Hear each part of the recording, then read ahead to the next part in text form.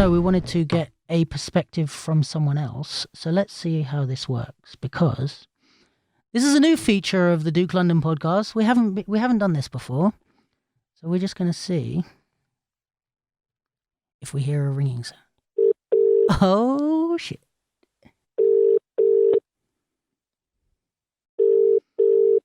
Imagine she doesn't pick up. That'd be great. She's like, oh, sorry, I was just in the shower. She's expecting this call, right? Yeah, she is.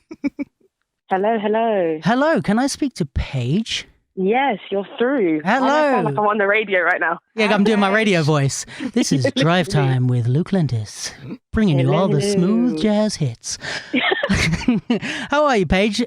I'm good, thank you. How are you? Good. As I think you already know, this is Luke from the Duke London podcast officially. I'm here with Michelle Hello, Norton. Michelle. Hi, Paige. Hi. Breaking Convention. Yeah. We've just been having some wonderful chats. Love it. So let's introduce you to the listening audience at home. Tell us a bit about you, Paige. A bit about me. Where do I begin? I am a producer. Yes. At the moment, I'm working with Impact Dance. Cool. That is we're going into our third year with the company. Oh, wow. I'm also one of the company directors. Mm-hmm. And alongside that, I also have my own podcast with two friends, just kind of talking about everything at the moment, music, performances, things that are happening in society, just kind of giving ourselves that platform as Black women to kind of use our voice in another way. Basically. Amazing. And Paige, I have two things. First thing is I want you to shout out your podcast so anyone listening can go and check it. But secondly, half of my reason for wanting you to shout out the podcast is because the name of your podcast is so sick. And I want you to tell everyone the name of your podcast. Yes, the podcast is Litty Committee. That is it. And it's exactly what it says on the tin. I love that so much. The name wasn't even given, we didn't make it up ourselves. It was actually given to us by Hakeem himself. That's actually sick. Yeah, through his the Escape Dance Holiday. Yeah. There's dance involved, but there's also parties, and he's just like, the three of you lot are just mad. You lot are the Litty Committee. And we just kind of took it and ran with it. And we're like, you know what? Yeah. Litty Committee, that is it. That's the podcast, that's the brand, that's the name, that is everything. When I was going through my notes, that stood out to me. So I was like, that is the sickest name for a podcast. Okay, so that's awesome. And yeah, we're just actually the reason we chose to call you at this point, we were just having some conversations surrounding Michelle being a successful Black woman in the hip hop industry, and especially in the kind of, I guess, more leaning towards the institutionalized side of hip hop, I would say. Yeah. Did you have any thoughts on the topic? It's just kind of as someone who's been in the industry for a long time and you really worked your way up, what was it like when you started as a Black woman in this industry? And what is it like now? What are the differences? Okay. So as I was mentioning, my kind of a journey in Breaking Convention was as a volunteer. And Breaking Convention Festival kind of took me back to being around hip hop in the 80s when I first discovered, well, not first discovered because I first discovered it in the 70s with Sugar Hill Gang, but in the 80s. So I was kind of in a bubble. I was just allowed to kind of just be in Breaking Convention and just be around hip hop culture, which was which I was used to.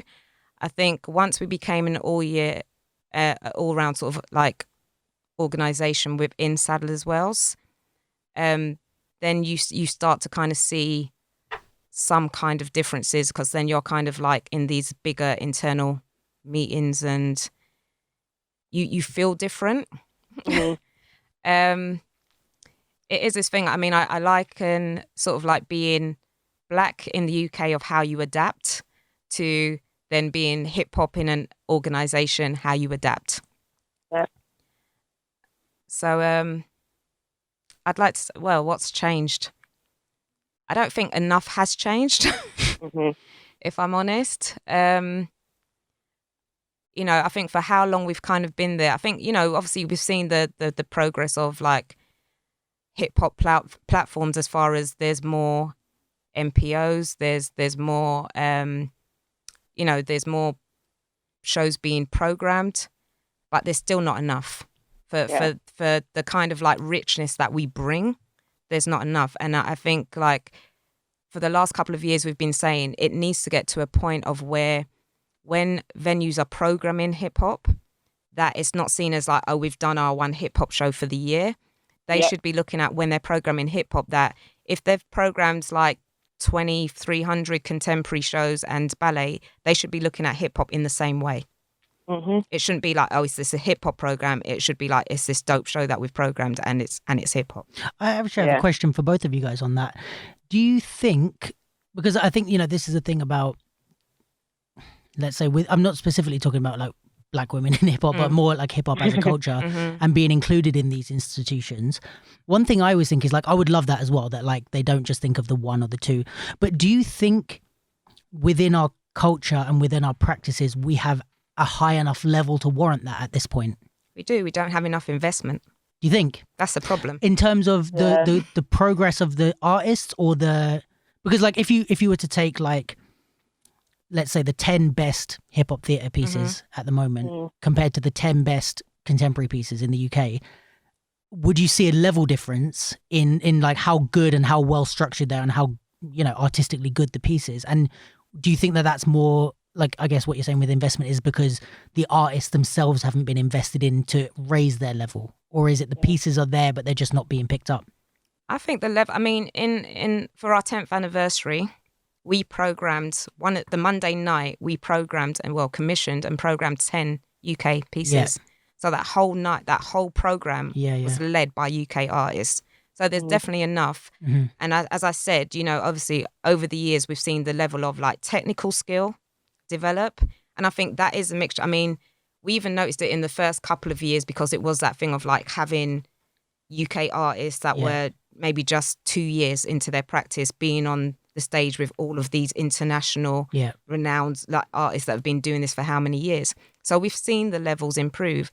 But also when you look at if one company's getting 300,000 to create a piece and then another company's getting 30,000, you're going to see the difference. When someone's got 10 weeks of R&D to develop a piece and someone else has only got 2 weeks, you're going to see the difference. So it's investment. It boils down to investment. Yeah, and I guess it's like... The talent is there. The comparison being like, Kendrick Lamar's an amazing artist, but he's an amazing artist because of partly because of all the money that's put in to give him the time and the energy and the resources to create. There's a machine behind him. Exactly, yeah. How do you see it from your perspective, Paige? Personally, I think it's a bit of both. There's that whole thing of with more, I'm trying to think of the word, kind of in white establishments, let's just go with that. Yeah. There's that whole thing of like you're vying for potentially that one hip hop space. Right. So you only need to get it to a certain level. I feel like it's kind of the energy. You only need to get it to a certain level and whatever we do, they're going to think that it's good. Yeah. Whereas if you feel like you're competing against more of your peers, you're going to elevate yourself that much more. Mm-hmm. And I think there needs to be more of that so that with things like breaking convention and platforms like that, they know, okay, we have to bring a certain standard because if we don't, we're not going to be part of the show. Right. So I guess if you're one piece out of 10 that does hip hop and everything else is contemporary, it's almost like, oh, that's cute. Like, oh, you did your cool hip hop thing. Whereas if it's 10 hip hop pieces, now we're watching the whole show for its artistic merit and we're looking and saying, right, okay, yeah, cool. They're all cool hip hop and they're all exciting, but which is the good ones and which is the ones that we like and that type of thing. Yeah, there's more analysis. There's, potential ranking of favorites and things like that. There's more that goes behind it. I think if you're on a roster with more people that more people in your community. Mm-hmm. Yeah, I agree. So Paige, how do you actually? I'm going to turn your question back on you. Mm-hmm. Like, how do you see kind of from where you are in the industry, like? Kind of how it is to be a Black woman in the industry. Like, do you see a different world than Michelle would maybe see? I think similarly, I am in a bubble through Impact. There is that semblance of that kind of cushion, being that, Hakeem is this figurehead that kind of knows everybody. I've been able to kind of maneuver and navigate in a different way. But as a Black woman, I'm not seeing that many people that are like me. Right. And even when it started out, like I started as trainee producer at the place on the Changemakers program alongside Hakeem. And my whole thing for like, even down to my name, my mum was like, I don't want you to sound black on paper. Yeah. So there was this whole notion behind, oh, you turn up and, oh, it's a black woman. Okay, cool. Right. There's different energy that comes behind it. And when you're doing certain shows and you're communicating with people via email or over the phone, and then you turn up and there's a black face there, there's still that you can kind of, they try and diminish it, but you can see there's a level of shock there. Yeah. And I feel like the shock factor needs to be removed. And it shouldn't be too much of a thing that we're even going to that extent to, oh yeah, we must hire a person of color that is also a woman. It's just very, when you go to that extent sometimes to be inclusive, it's just like you're ticking a box when that should be the fabric and fiber of your organization. Yeah. And I don't feel like it's there yet. Yeah, definitely. And even within some of these organizations, women might be in there, but where does your voice sit? How much weight does your voice carry in those spaces? Yeah. Like if you're there as maybe question. Like a token kind of, we've got a black woman, she just sits in the back of the office. Exactly. Yeah. Like, I think some people feel like that's enough. Right. I think this past year with, Black Lives Matter kind of like heightening everyone and making people turn the lens on their organizations and people being like, okay, you market yourself towards this demographic of people. What does your team look like? Yeah. And then you see the percentages and it's like, oh, okay, you've got 3% people of color. And even the grouping of people of color in itself is like, come on. Yeah. It shouldn't be like that. There needs to be more of a spread to even get more voices or clarity on those voices in these spaces. Yeah. You know what I find interesting as well is like, if you, just for anyone listening, like, can you tell us about the Changemakers program? Yeah, so the Changemakers program... Because that's like where you got your break, isn't it, kind of? Yeah, exactly. Yeah, it was a national project and it's basically for an individual to partner with an organization. Okay. And through that, it was 18-month project to be in those spaces and acquire the skills that they needed to go on and be like an executive in another organization or take the skills that they learn and apply it to their own business. Yeah. And as part of that, Hakeem and Eddie Nixon from the place devised that they wanted to bring on trainee producers. Right. And that's where I came in. Yeah. And it was a thing of like, when I saw even the application, it was, BAME applicants, not required, but, you'd have a bit of a leg up. And it was one of those that I'm just like, oh, here we go with this BAME thing again. But I was also like, you know what, Paige, let's play the game. Right. Let's play the game. Let's see how, if you apply for this, how is this going to, put your foot in the door that much more to get you to where you want to go?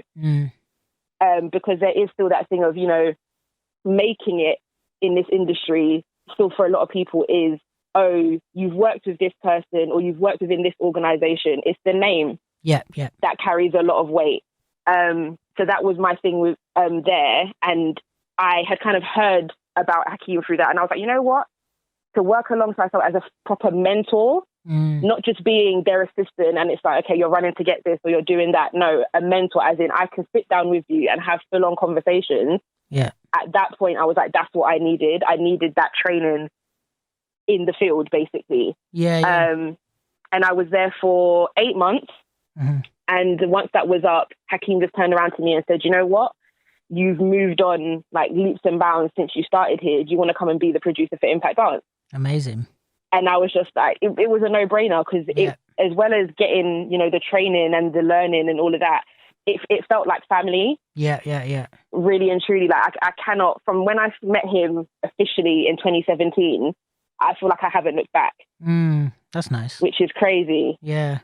So do you think that things like Changemakers, where maybe in that application they were kind of leaning towards the, like, in air quotes, the BAME demographic, is that, do you think, kind of where we should maybe focus more of our energy as an industry rather than, I mean, me and Michelle were just kind of talking about again, in air quotes, like diversity hires, where it's like, you know, we just want someone that looks different on the panel. But maybe, I guess, is it more valuable to invest time building these skills in people so that, you know, people like yourself who are great at what they do can be given a chance to shine and be like, yeah, look, like you gave me a chance. Look how dope I am. Now you actually want me in your organization. But, you know, if they hadn't done that, they might have just gone with their same old pool of hiring, which was, you know, these white people from a certain background, you know? Yeah, I think, you know, it definitely serves its purpose, but I also feel like it comes down to which are the people involved making these decisions. Like, what's the partnership in terms of like the organization being the place in this instance, kind of being ready to be like, okay, let's shake things up. The whole program is called Change Makers. Make the change. If you're not willing to do that, what's the point? And Hakeem kind of being at that stage in his career where it was like, you know what, we have to shake things up. Enough is enough. Yeah. And him kind of being ready to be like, you know what, nah, that is the person that I want. Yeah. That is this, that is that. Because I think it was between me and somebody else. And I think the place wanted to go with the other person. Oh, wow. And Hakeem was like, no. But he didn't know you? Paige. No. Oh, wow, great. So he was already he was like, go with Paige. She's the one that I know that she's not this or she's not that, but that one is going to be good. And just that you need people in those spaces to be like, yeah, they might not be perfect, but to take the chance on people. Amazing, yeah. I don't feel like a lot of organizations are ready to take a chance. Yeah, definitely. Yeah, I think that's a good message, is like taking a chance on more people, because there are, you know, and it's not just like hire anyone from the job who's a black woman. It's like, if you take the chance and look, there are brilliant black women out there, you know? Yeah. Especially if you invest time and energy into training them and helping them grow, like Johnsy did with Michelle and like Hakeem did with you. Johnsy, Emma and Johnsy. But then it's like, you know, even to the extent that it's like Hakeem was like, oh no, you're actually like, I want you. Like, I want to hire you afterwards, you know? Exactly. That's great. Yeah. Exactly no, Paige, super appreciate you joining us and your input. Give us a shout out one more time. Where can people find your podcast? So we are on Spotify, SoundCloud, YouTube, and Apple Podcasts, and it's all under Litty Committee Podcast. Litty Committee, the best podcast name. I haven't heard anything better so far. I'll let you know if I hear any name that I like better, but that's my favorite podcast name so far. Love it. Amazing. No, thank you so much. And guys, Paige's like social media will be up on the screen if you're watching. So yeah, go and check her out. Contact her if you need anything, because she's awesome. Amazing. Thank you so much for having me. Of course. Thanks, Paige. Paige. See you. Bye. Bye.